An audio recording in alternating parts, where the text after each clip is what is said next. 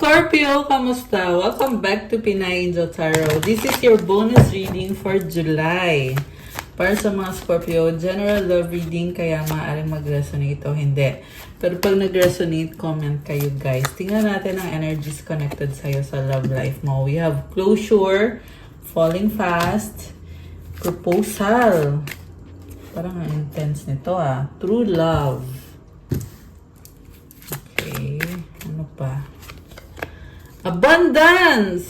Okay. Dressing up and boundaries. And more. Toxicity. Ito gusto din lumabas ng isang to. Individuality. Okay. So, unang card is closure. Not all connections are meant to be. Accept closure. Okay, nagkakaroon ka na ng closure sa isang connection with someone na hindi nag-workout yung relationship nyo. So, nagtatapos na. Nagsarado na yung pintuan. Love happens quickly but don't lose yourself in the process, falling fast. Oh. Proposal and offer or proposal in the near future that comes as a surprise. Okay, so may person na babalik at merong gustong sabihin sa'yo. Pwedeng literal na proposal. Pwedeng meron siyang aaminin kasi may sulat eh. Okay. True love, a deep and enduring connection, going beyond superficial attraction. Parang totoo na talaga to, sabi dito. Kasi hindi to nag-workout eh. Kaya nagkaroon ng closure, di ba? Pero ngayon, magbabalik itong taong kadil mo at mag-o-offer siya sa'yo ng totoong, ayan, true love. Alam mo, may nakita din ako dito guys na nagmo-move on ka. Ayan, Scorpio. Nagmo-move on ka, makakamit ka ng someone, biglaan, at ito yung true love mo. Oh my gosh. Ayan. Habang ikaw ay nagkakaroon na ng closure at tinatanggap mo na hindi nag-workout yung past relationship mo, at nakahanap ka ngayon ng true love, or paparating itong true love, ito namang ex mo ay gustong bumalik pa sa buhay mo. Okay, you already cut the cords. Tapos, hindi pa nakaka-move on itong taong kadil mo. Okay? And then, ayan, may blessings ka. Open your heart to receive the abundant love the universe has to offer. Dressing up, an opportunity to dress up and party. Fun times ahead. Boundaries. Love may challenge your boundaries, protect them. Toxicity, toxic relationships can drain your energy and self-worth. Be aware. Individuality, be wary of possessive partners. Maintain your individuality. So, eto, nag-move on ka na. Ang ganda na ng energy mo. You have abundance. Enjoy mo yung life mo. Itong dressing up, ibig sabihin, this is a total transformation. Talagang nagkaroon ng pagbabago sa'yo. Even the way you look or yung suot mong damit, ang daming nagbago. Kasi nag-set ka ng boundaries. Kasi na-stress ka dito sa taong to eh. At iniwanan mo talaga to. Kasi from this toxicity, naging individuality, naging malaya ka ngayon. And you are setting boundaries. You are very strong. Alam mo, nakita ko dito, very dramatic ng pag-alis mo or yung nangyari sa inyo nitong taong to.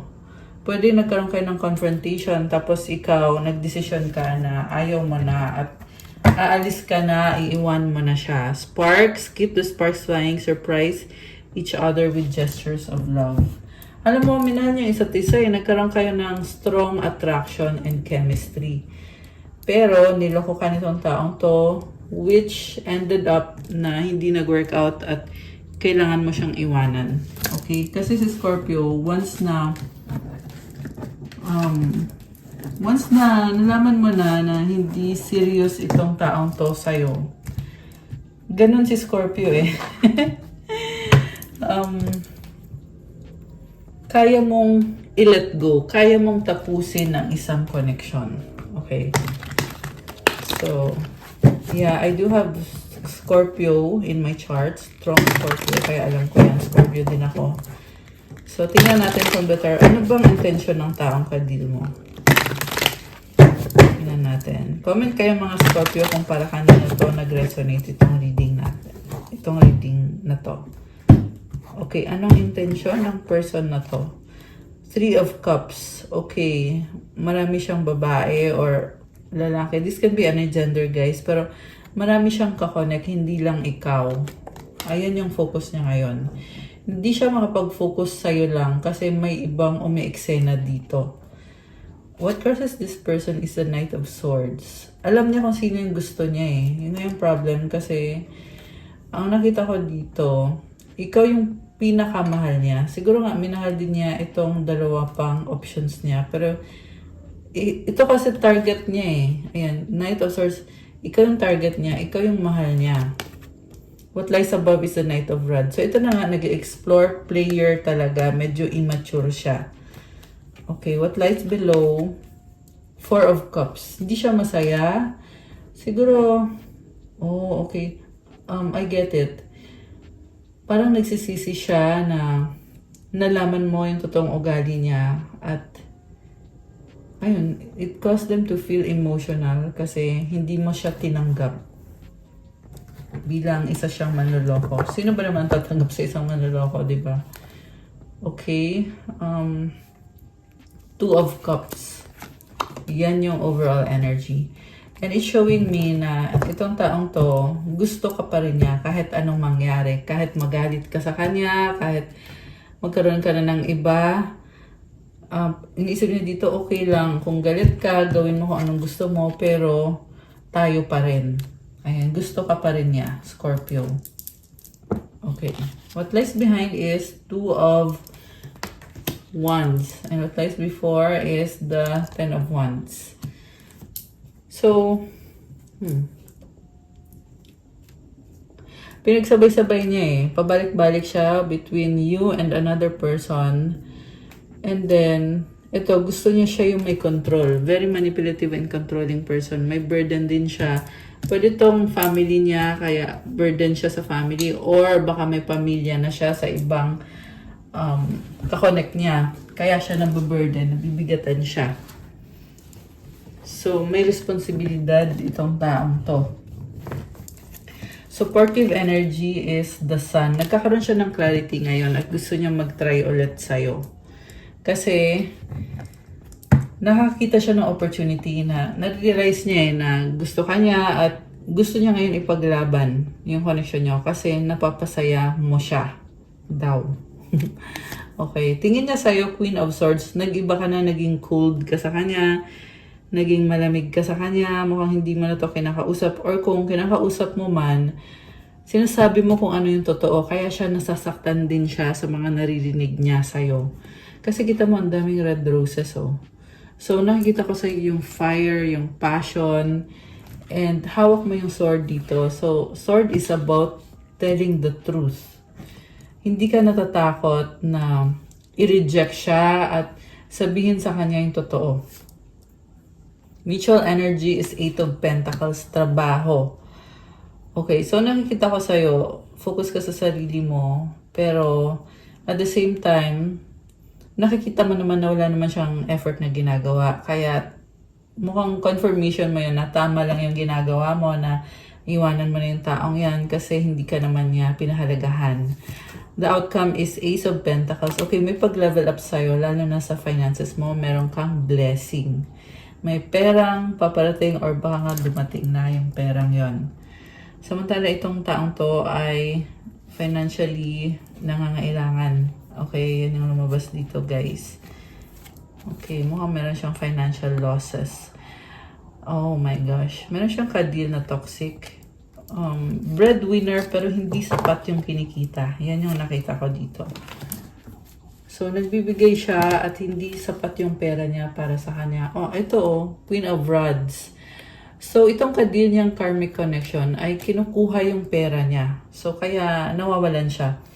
Mukhang sinasadyang kunin kung ano meron siya para hindi siya mapunta sa'yo. Kinukuha talaga yung attention niya. Seven of Wands, the Justice card, and the Six of Pentacles. Oh, kawawa siya dito. Pero gusto niya kasi na masaya itong karmic na to. Ikaw masaya ka, ganon. Masyadong mabait itong taong kadil mo. Kaya inaabuso. Ayan. So, hindi ko alam kung maaawa ka ba dyan o magagalit ka. Also, kinokontrol din siya. Kasi nakikita nung karmic na strong siya eh. So, parang sabi, strong ka pala ha. Pues, kung strong ka, gawin mo to, gawin mo yan. Ginaganon siya eh. Parang, ginagamit talaga yung lakas niya. Kinukuhanan siya ng energy. Energy vampire itong kadil niya na karmic. Okay, also insecure din. Kasi, kasi nga, iba-iba yung kadil niya. So, gusto nitong karmic na sa kanya mag-focus itong person na to. Hermit. The Hermit. 8 of Wands. Okay, parang gusto niya maghirap itong taong kadil mo. Nakatrap siya eh. Okay. So, anong pupuntahan nitong connection na to? 9 of Swords. Alam mo, hindi ka maalis sa isip niya, pero feeling niya na wala siyang magagawa dito. Siguro iniisip niya na kahit mag-effort siya sa'yo, hindi naman sapat kasi hindi mo na siya gusto or hindi mo na siya matanggap. Ayan. Yan ang sabi dito. Yan yung pupuntahan. Kasi tanong ko anong pupuntahan itong connection na to. Okay, one more. Anong pupuntahan nitong connection na to? 7 of Swords. Iiwas ka sa kanya. Ayaw mo na sa kanya. The High Priestess. The World. So, ang nakikita ko dito, secretly umalis ka. Parang sinasabi mo dito na gusto mo lang talagang putulin yung ugnayan ninyo at hindi mo na kailangan ipaalam sa kanya na aalis ka. Okay, for some of you guys, nangyari na to sa past or mangyayari pa lang to na bigla kang nagdesisyon na aalis ako, iiwan ko tong taong to. With the world card, pwede tong travel. Yung basta nyo, international pa nga yung travel eh. Or merong travel na malayo. Basta makalayo ka lang talaga sa kanya. And you did this secretly. With the High Priestess, pinipili mong itago yung mga pinaplano mo kasi natuto ka na at gusto mo this time na gawin kung ano yung gusto mong gawin sa buhay mo. At you really want to remove yourself from the situation, from the person. Ayaw mo na. Okay? Remember guys, in general reading to, hindi sa lahat magre-resonate. Okay? Pero yan yung nasagap natin dito eh, na you left this person secretly. Samantala, nakikita ko din dito na itong person na to, secretly, niloko ka niya eh. Yun yung nangyari. Meron siyang tinatagong karelasyon niya. Yun nga yung karmic. So, nagmukha kang tanga kasi minahal mo siya, pero siya, may mga ginagawa siya behind your back. At nakikita ko yan dito. May iba siyang kasex. Okay? Yan yung karmic. Very toxic yung energy ng karmic, guys. Ang pangit ng energy, as in. Ayoko na masyadong i-detalye sa inyo, pero hindi maganda yung ginagawa nitong taong to. Kaya mabuti na din naman at ikaw na mismo yung umalis para hindi ka na madamay and so that you can claim your power back. Okay, Scorpio? Knight of Cups. Insecure tong taong to eh, pero nakita ko din dito, gusto ka niya at hinahanap-hanap ka niya, mahal ka niya. With the Hangman sa bottom of the deck, natatauhan siya, nagkaroon siya ng enlightenment na mukhang mali nga yung ginawa ko. 10 of Swords. They stabbed you in the back. So, this is also an ending. Nakikita niya ngayon dito na nawala ka ng bigla at nagtapos na yung connection nyo. So, ito, nagpupumilit pa siya eh. Kita mo, meron siyang tools at meron siyang ginagawa dito, di ba? So, niisip niya, gagawa ko ng paraan, aayusin ko to. Okay, nakikita ko din dito yung panluloko niya sa'yo. Okay, nakakaloka siya. So, alisin natin muna to guys. So, diba, may pa-transition tayo. Tingnan natin, ano bang mga nararamdaman itong taong kadil mo ngayon. Okay, anong nararamdaman nitong taong to? The way I have treated you was wrong. Ayan, natatauhan siya. Mali yung ginawa niya sa'yo. Yung treatment niya sa'yo. Will you leave me like the others?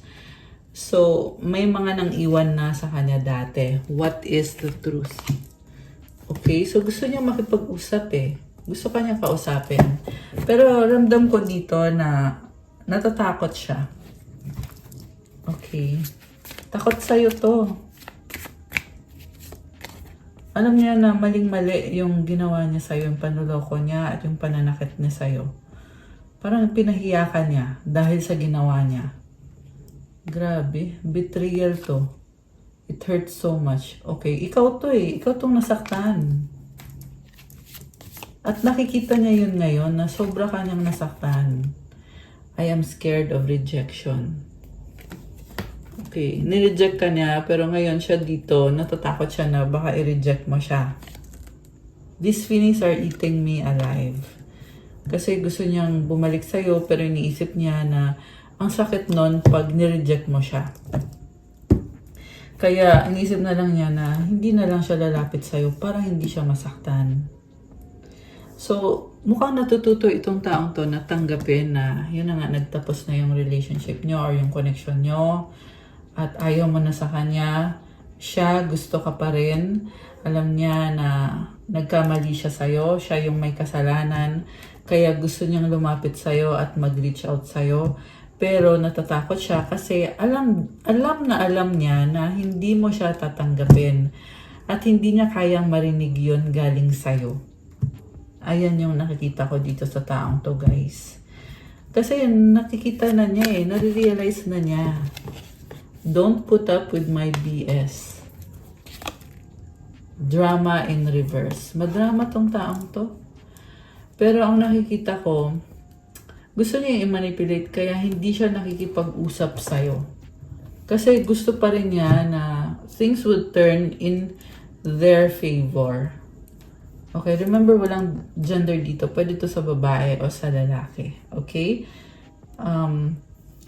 Itong person na to, gusto niya mag-reach out sa'yo, pero alam na niya na hindi mo siya tatanggapin. Kaya, inisip na lang niya na wag na lang. Okay? Madrama tong taong to eh. Medyo nagpapapansin. Painful memories. Nasasaktan siya every time na naalala ka niya, naiisip ka niya. The heat between us is intense. Okay? Pwede tong attraction sa inyo. Pwede din tong yung tension. Kasi mukhang nagalit ka sa taong to. Okay, medyo na-overwhelm siya.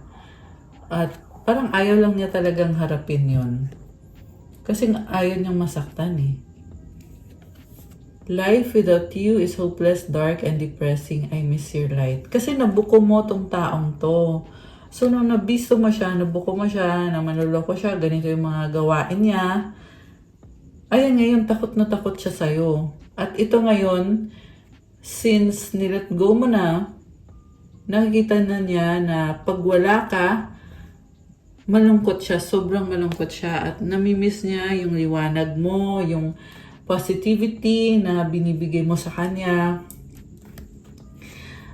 Medyo energy vampire yung nakikita kong kadil mong person. Ibig sabihin, pag siya lang mag-isa, hindi siya okay. Kailangan kanya kasi sa'yo siya nakakakuha ng energy. So, gagamitin niya yung energy mo. Ayan, mabuti na lang din at nagtapos na to. I want to be different.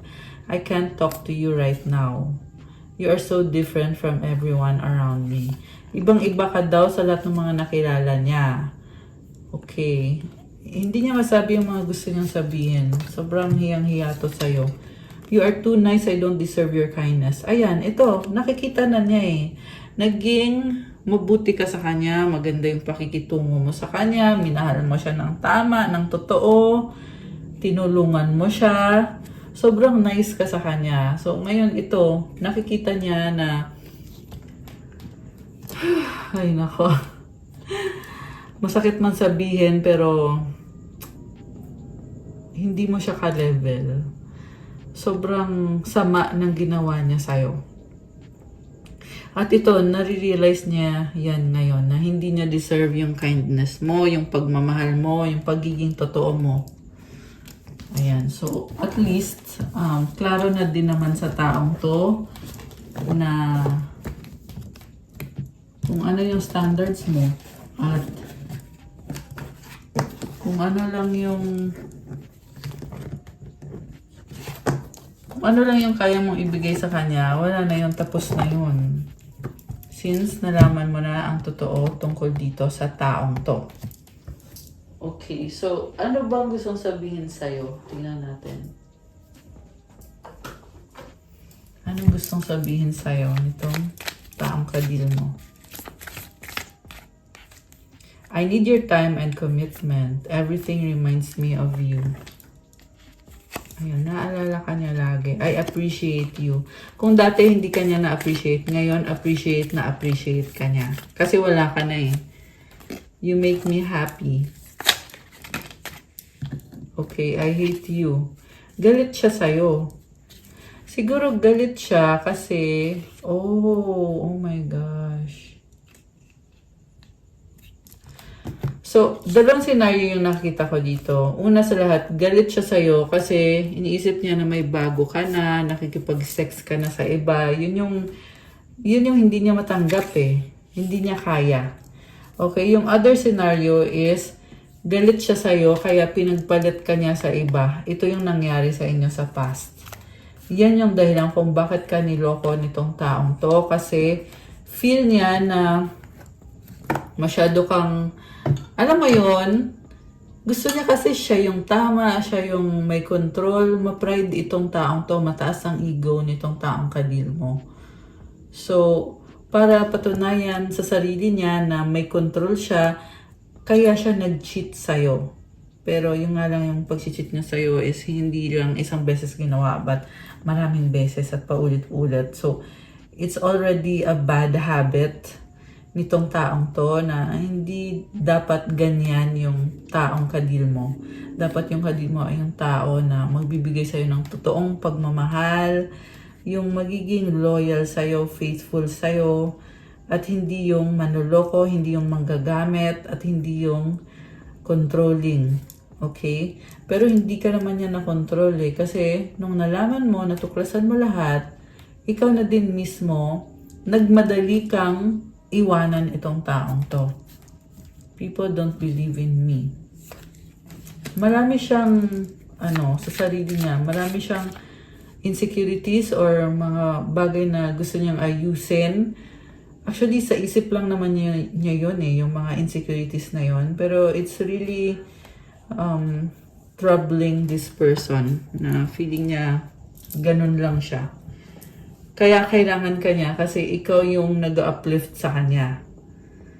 Kaso lang natatauhan siya na hindi niya deserve yun. Kasi sa sama ng ginawa niya sa'yo, hindi niya deserve na mahalin mo siya. I don't believe you. You're all I need. Ayan. Mukhang ikaw yung hindi na naniniwala sa kanya. Pero siya, kailangan ka niya. Ayan. Kailangan ka niya para magbigay ng energy sa kanya. You are strong. Okay. Ito. Try natin dito. Ano pang gustong sabihin itong taong kadil mo? Anong gustong sabihin ng person ni Scorpio? Comment kayo dyan kung sino tong mga naka-resonate dito sa reading na to. Strong, mahal pa rin kita. Ayan, mahal ka pa rin. Okay, hurt, healing. Nasasaktan siya at nag-heal siya or trying to heal. Dreaming of you. Pangarap ka. Ayan, nabulot tayo dun ha. So, ayun guys, pangarap ka nitong taong to. Mukhang in love to sa'yo. Gusto ka niya makasama lagi, inisip ka niya lagi. Friendzone, BFF. So, yung iba sa inyo nagkaroon kayo ng pag-uusap, pero iba yung treatment mo sa kanya, hindi na gaya ng dati. Friendzone mo na lang siya. Ikaw lang, loyal, nag-iisip. Separation, You're special. Oh. Bagong simula sa bottom of the deck. Nanghihinayang, too late. Ito, gusto niya ng bagong simula. Kaso lang natatauhan siya na wala na. Tapos na to. Kaya siya ngayon nanghihinayang. Kasi huli na ang lahat. Hindi ko alam, ewan. Possible, pwede, not sure. Very doubtful siya sa sarili niya. Marami siyang fear eh. So, andun yung feeling na gustong-gusto na niya, pero natatakot lang talaga. Natatakot harapin ang realidad. Ganon yung nakikita ko sa taong to. Pero ikaw, feel niya na ikaw yung forever niya, ikaw yung soulmate niya. Waiting for you. Ayan, hinihintay ka. Merong yes, yes, yes sa bottom of the deck. Aking ka lang possessive. Parang obsessed sa'yo. Okay? At hinihintay ka. Ayaw niya mapunta ka sa iba. Oh my gosh. Okay, so, tingnan natin. Ano bang mensahe ng mga angels mo? Anong mensahe ng mga angels ni Scorpio? We have 911 courage. A doorway has opened for you, and while apprehension may be felt, allow courage to flow in. As you put your best foot forward, you are being encouraged to let curiosity lead you and know that the divine has your back. Affirmation, I allow courage to prevail as curiosity leads me through new doors. So, lakasan mo din yung loob mo, Scorpio, kasi may nagbubukas na pintuan sa'yo. Huwag ka daw matakot. Gawin mo daw yung best mo at enjoy mo. Kasi andyan si God na sinusuportahan ka at andyan yung angels mo. I love that. So, kailangan mong maging matapang. Kailangan mong lakasan ang loob mo. Yan yung pinaka-mensahe para sa'yo. Huwag mag-alala kasi tumutulong yung mga angels mo at binibigyan ka ng signs at ng guidance. I love it. Okay, last one. Oh, 111 destiny. Follow what you feel. Listen as your intuition helps to guide you to what you are manifesting. The inner whispers are helping you to create all that is that you desire. Listen in and follow your soul. I love this, Scorpio. Gawin mo daw kung ano yung nararamdaman mo. Pakinggan mo yung intuition mo. So, sa lahat ng ginagawa mo, gamitin mo yung intuition mo. At andyan yung mga angels mo tumutulong sa'yo. Actually, nasa sa'yo na mismo yung intuition mo. Ayan na yun. Sinasabi lang dito na kaya mong alagaan yung sarili mo. Alam mo kung anong tama, anong mali. Malakas ang intuition mo, Scorpio. Affirmation, life is always happening for me. Okay, so, ang daming blessings. Enjoy mo lang. Gawin mo kung anong gusto mo. Yan ang sabi dito. So, I love it. This is a blessing for you. And destiny, this is something na gusto mo para sa sarili mo. Nakatadhana to para sa'yo.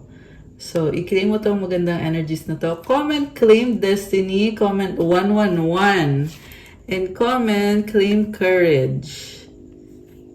Ayan. Okay, guys. So, sorry for you, Scorpio. Para sa yung bonus reading ngayong July. Thank you for watching. Kung gusto niyo ng another bonus reading, comment bonus. So, magiging extended reading na yan. Comment extended reading. Ayan, sa mga gusto ng isa pang reading. At, syempre, lagay niyo dyan kung nag-resonate ba or kung ilang percent ba nag-resonate itong reading na to sa'yo. Again, hit the notification bell.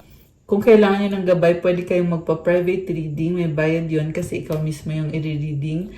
Message nyo ako sa Viber or sa WhatsApp. Nasa description box po yung contact details ko. So check out my Instagram if you want to start your crystals journey. May mga crystal bracelets infused with special prayers and mantras to enhance your energy. Tutulong sa'yo para ma-attract mo yung mga manifestation mo.